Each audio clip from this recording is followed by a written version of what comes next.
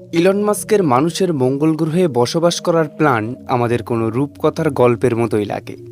Tesla এবং স্পেসএক্সের মালিক Elon মাস্কের দাবি 2050 সালের মধ্যে তিনি মঙ্গল গ্রহে একটি শহর তৈরি করে ফেলবেন, যেখানে 10 লক্ষ মানুষ বসবাস করতে পারবে। ইলন মাস্কের এই ভাবনাকে সকলে হাসি ঠাট্টায় উড়িয়ে দিয়েছিল। তবে মার্স কলোনাইজেশনের ভাবনাকে মানুষ তখনই বিশ্বাস করতে শুরু করেছিল যখন নাসাও ইলন মাস্কের এই মিশনে অংশগ্রহণ করে। কারণ কিছু বছরের মধ্যে স্পেসএক্সের রকেট অনেক সাফল্য অর্জন করেছিল। তাছাড়া ইলন মাস্কের কোম্পানি অটো পাইলট মোডের ইলেকট্রিক কার বানাতে এক্সপার্ট ছিল। এমনই স্পেসের রকেটে তারা একই টেকনোলজি ব্যবহার করে কম খরচে কম ফিউলে রকেটকে মহাকাশে পৌঁছে দিতে পারে।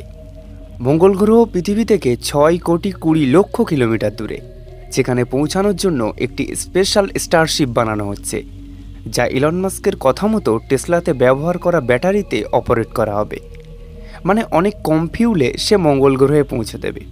মঙ্গল গ্রহ পর্যন্ত হয়তো মানুষকে সে পৌঁছে দেবে, কিন্তু সেখানে কিভাবে মানুষ বসবাস করতে পারে? প্রশ্নটা এখানে ওঠে, কেন ইলন মাস্ক এবং নাসা এই সুন্দর পৃথিবীকে ছেড়ে মানুষকে বসবাসের অনুপযোগী মঙ্গল গ্রহে পৌঁছাতে চায়? না সেখানে রয়েছে অক্সিজেন, না আছে খাদ্য, না -100°C মধ্যে মাথা গোঁজার মতো কোনো জায়গা। যেখানে মানুষের থাকার জন্য কোনো বেসিক ফ্যাসিলিটিও নেই, তাহলে সেখানে কিভাবে মানুষের থাকার জন্য একটি শহর তৈরি করা যেতে পারে? আসুন জেনে নেওয়া যাক। বন্ধুরা, আমাদের এই পৃথিবীতে মানুষের থাকার জন্য সমস্ত ফ্যাসিলিটি আছে। তাহলে কি এমন কারণে মানুষকে মঙ্গল গ্রহে নিয়ে যাওয়ার চেষ্টা?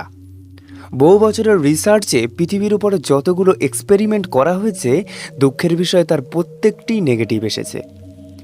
সায়েন্টিস্টরা মনে করেন, যখন থেকে মানুষ ফসিল ফিউল মানে পেট্রোল এবং গ্যাস ব্যবহার করা শুরু করেছে, তখন থেকে পৃথিবী অধিক পরিমাণে উষ্ণ হয়ে যাচ্ছে, এবং এই উষ্ণতা বাড়তে বাড়তে এমন একটি পর্যায়ে পৌঁছে যাবে যে আমাদের এই পৃথিবীতে কোনো মানুষ আর বসবাস করতে পারবে না। একটি সার্ভে অনুযায়ী জানা যায়, প্রতি 10 বছর অন্তর আমাদের এই পৃথিবীর টেম্পারেচার 0.16°C বাড়তে শুরু করেছে।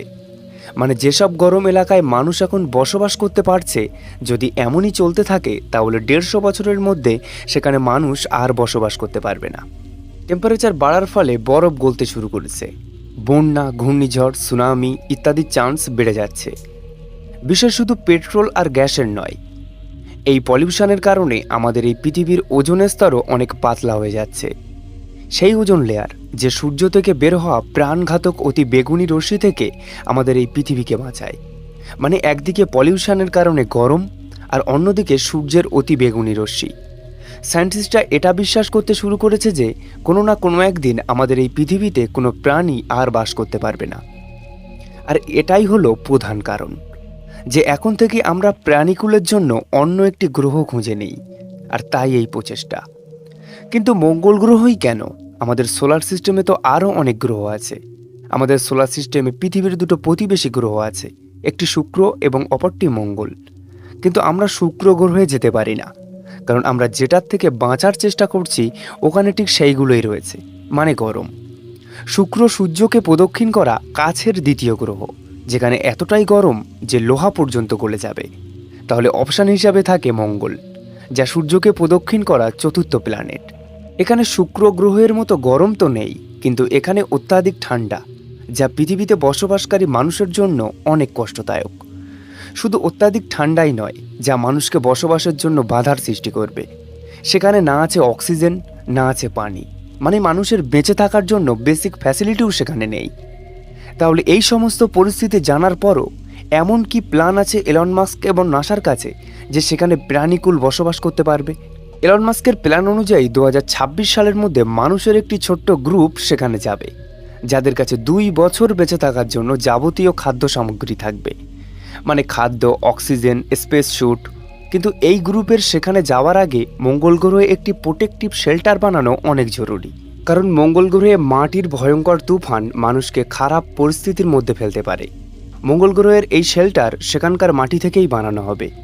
তবে মানুষ যদি সেখানে নাই থাকে, তাহলে সেই শেল্টার বানাবে কারা? বলা বাহুল্য যে এই শেল্টার সেখানে থাকা রোবট বানাবে। আর্টিফিশিয়াল ইন্টেলিজেন্স রোবটগুলোকে মানুষের আগে মঙ্গল গ্রহে পাঠানো হবে। এরা ঠিক এমন হবে যে তারা এমনিতে তো সিঙ্গেল কাজ করতে পারবে, তবে প্রয়োজনে তারা একে অপরের সঙ্গে যুক্তও হতে পারে। এই রোবটগুলো মানুষ ছাড়া অধিক দ্রুত কাজ করতে পারবে। এতে ক্যামেরা, সেন্সর এবং মাটি খোঁড়ার যন্ত্র, 3D প্রিন্টার ইত্যাদি থাকবে। সোলার এনার্জিতে চলা এই রোবটগুলো সর্বপ্রথম একটি উপযুক্ত মাটি খুঁজবে, আর যেখানে তারা উপযুক্ত মাটি বেশি খুঁজে পাবে সেখানেই তাদের বেস ইউনিট বানিয়ে ফেলবে। এই রোবটগুলোর মধ্যে যার কাজ বেকিংয়ের হবে সে জায়গাগুলি খুঁড়ে মাটি কালেক্ট করবে এবং ছোট ছোট রোবট এই মাটিগুলোকে রিফাইনিং ইউনিট পর্যন্ত নিয়ে যাবে। রিফাইনিংয়ের পর এই মাটিগুলি 3D ইউনিট পর্যন্ত নিয়ে যাওয়া হবে, আর ধীরে ধীরে 3D প্রিন্ট করতেই থাকবে। কয়েক মাস ধরে এমনই কাজ চলতে থাকবে, যেগুলি পৃথিবী থেকে বসেই মনিটর করা যাবে। সেলটার তৈরি হওয়ার পর শুরু হবে দ্বিতীয় কাজ। এবার সর্বপ্রথম মঙ্গল গ্রহে মানুষের একটি গ্রুপ ল্যান্ড করবে। যেহেতু মানুষ এখানে সর্বপ্রথম ল্যান্ড করবে, তাই তাদের কাছে থাকবে বেঁচে থাকার যাবতীয় সামগ্রী। মঙ্গল গ্রহে থাকা রোবটগুলি তাদের ওয়েলকাম করবে, তাদের এবং তাদের জিনিসপত্র তুলে ল্যান্ডিং সাইট থেকে বেস ইউনিট পর্যন্ত নিয়ে যাবে এবং বেস ইউনিটের শেল্টারের মধ্যে ছোট ছোট ইউনিটগুলো রাখা হবে, আর তারা নিজেরাই অটোমেটিক্যালি ইনফ্লেট হয়ে যাবে। যেহেতু মঙ্গল গ্রহে অ্যাটমসফিয়ার প্রেশার অনেক কম, তাই মানুষেরা এই প্রেশারাইজ ইউনিটগুলোর মধ্যেই থাকবে। মানে এই ইউনিটগুলোর মধ্যে পৃথিবীর মতো আর্টিফিশিয়াল প্রেশার বানানো হবে এবং এই কেবিনগুলো একে অপরের সঙ্গেই জুড়ে থাকবে, আর তাদের ইলেকট্রিসিটি দেওয়ার জন্য একটি সোলার ফার্ম রোবটের সাহায্য নিয়েই বানানো হবে। যদি কোনো মানুষের এই কেবিনের বাইরে যেতে হয়, তাহলে একটি স্পেশাল গাড়ি কেবিনের দরজায় এসে ফিক্স হয়ে যাবে, যাতে দরজা খোলার ফলে ভিতরের প্রেশার লিক না হয়ে যায়। এবার কাজ হলো মঙ্গল গ্রহে একটি গ্রিন হাউস বানানো, যাতে সেখানে সবজিও চাষ করা যেতে পারে। সায়েন্টিস্টদের রিসার্চ অনুযায়ী মঙ্গল গ্রহে সর্বপ্রথম আলু এবং বিন চাষ করা যেতে পারে।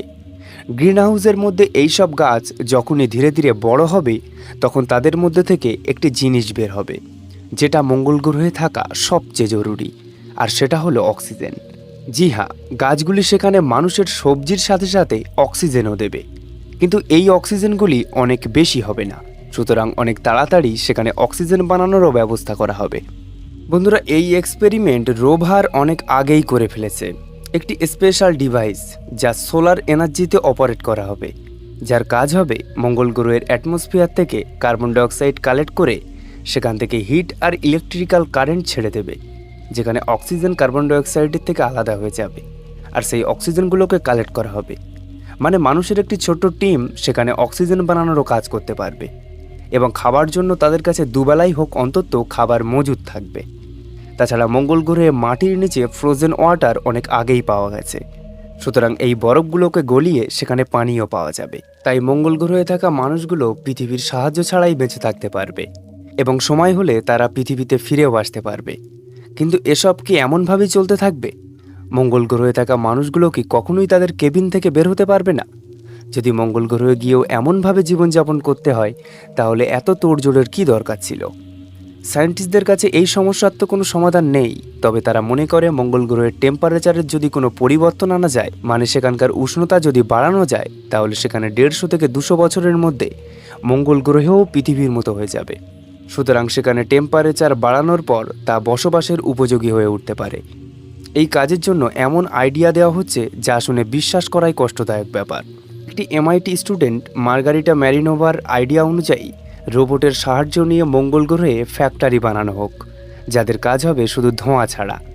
আর এই ধোঁয়ার জন্য সেখানে ঠিক এমনটাই হবে যেটা এখন আমাদের পৃথিবীর সঙ্গে হচ্ছে, মানে গ্লোবাল ওয়ার্মিং।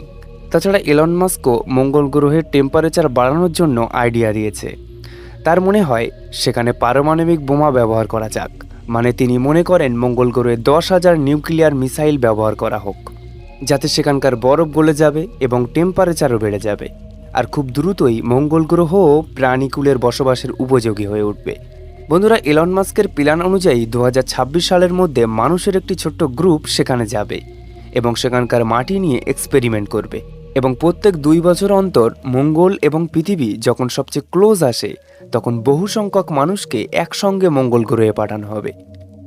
2050 সাল পর্যন্ত 10 লাখ মানুষ এমনভাবেই প্রেসারাইজ কেবিনে থাকবে এবং সাথে সাথে সেখানকার টেম্পারেচার বাড়ানোর চেষ্টা করবে। তার ধারণা অনুযায়ী 100 থেকে 200 বছরের মধ্যে মঙ্গলকেও পৃথিবীর মতো বানাতে সক্ষম হবে। তো বন্ধুরা, আজকের ভিডিওটি এই পর্যন্তই। আপনার মাথায় যদি এই সম্বন্ধে কোনো প্ল্যান থাকে, তাহলে সেটা কমেন্ট বক্সে অবশ্যই জানাবেন। ভিডিওটি ভালো লাগলে একটি লাইক করুন এবং আপনি যদি এমনই ইন্টারেস্টিং অ্যান্ড ইনফরমেটিভ ভিডিও দেখতে পছন্দ করে থাকেন তাহলে আমাদের চ্যানেলটিকে এক্ষুনি সাবস্ক্রাইব করে বেল আইকনটি প্রেস করে রাখুন। ধন্যবাদ।